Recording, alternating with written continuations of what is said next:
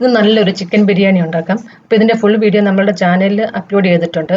അപ്പോൾ ആദ്യമായി വേണ്ടുന്ന പൊടികളും സോയാ സോസും ടൊമാറ്റോ കെച്ചപ്പും ലെമൺ ജ്യൂസും തൈരും ഉപ്പും എല്ലാം ഒന്ന് മിക്സ് ചെയ്തതിനകത്തോട്ട് 1.25 കിലോ ചിക്കനും കൂടി ഇട്ടിട്ട് ഒന്ന് മാരിനേറ്റ് ചെയ്ത് വെക്കണം. 1 മണിക്കൂർ ഫ്രിഡ്ജിലൊന്ന് വെക്കണം.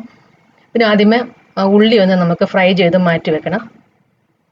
അതേ ഉള്ളി ഫ്രൈ ചെയ്ത ഓയിലിലോട്ട് ഈ ചിക്കന് 1 മണിക്കൂർ കഴിഞ്ഞിട്ട് കുറച്ചൊന്ന് ഫ്രൈ ചെയ്യണം. ഒരു 1/4 ഭാഗമൊക്കെ വേവ് ആകാവും. എന്നിട്ട് ആ ഫ്രൈ ചെയ്ത അതേ ഓയിൽ തന്നെ കുറച്ചെടുത്തിട്ട് സവാള ഒന്ന് വഴറ്റണം. അതിലോട്ട് ഇഞ്ചി, പച്ചമുളക്, വെളുത്തുള്ളിയൊക്കെ ഒന്ന് ചതച്ചതിട്ടിട്ട് കുറച്ചൊന്ന് വഴന്ന് കഴിയുമ്പോൾ തക്കാളിയും കൂടി ഇട്ട് വഴറ്റണം. ഇനി ഇതിലോട്ട് കുറച്ച് മുളക് പൊടി, ചിക്കൻ മസാല, ഗരം മസാല ഒക്കെ ചേർത്ത് ഒന്ന് ഇളക്കി അതിനകത്തിലോട്ട് നമ്മളുടെ ഈ ചിക്കനും കൂടി ചേർത്ത് കൊടുക്കണം. ഇടയ്ക്ക് പുതിന, കൊത്തമല്ലിയൊക്കെ ഇട്ട് കൊടുക്കണം. എന്നിട്ട് ഇതെല്ലാം കൂടെ ഒന്ന് വഴറ്റി കുറച്ച് ചൂടുവെള്ളം ഒഴിച്ചിട്ട് ലോ ഫ്ലെയിമിൽ ഒരു 10 മിനിറ്റ് നേരം അടച്ച് വെച്ചാൽ മസാല റെഡി ആയിട്ടുണ്ട്. പിന്നെ റൈസ് ഒന്ന് വേവിക്കണം. 1.25 കിലോ ചിക്കന് 1 കിലോ റൈസ് എടുത്തേക്കുന്നത്. ബസുമതി റൈസ് ഒന്ന് കഴുകി മാറ്റി വെക്കണം.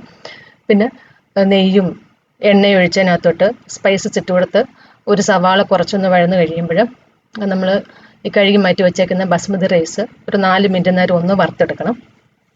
ഇതിലോട്ട് ഒരു 10 ഗ്ലാസ് തിളച്ച വെള്ളവും ഒഴിക്കണം. അതുപോലെ കുറച്ച് പൈനാപ്പിൾ എരിഞ്ഞതും ലെമൺ ജ്യൂസും ഉപ്പും ഇട്ടിട്ട് പാകത്തിന് ഒന്ന് വേവിച്ചെടുത്തിട്ട് ഒന്ന് ലെയർ ചെയ്യണം. Carrot, pineapple, fried onion, cashew nut, ഉണക്കമുന്തിരി എല്ലാം ഇട്ട് ലെയർ ചെയ്യണം. നെയ്യ് ഒഴിക്കണം. പിന്നെ മുട്ട ഞാൻ വെച്ചിട്ടുണ്ട്. 10 മിനിറ്റ് ലോ ഫ്ലെയിമിൽ വെച്ച് എടുത്തു കഴിയാമെങ്കിൽ നമ്മളുടെ ടേസ്റ്റ് ആയിട്ടുള്ള ബിരിയാണി റെഡി.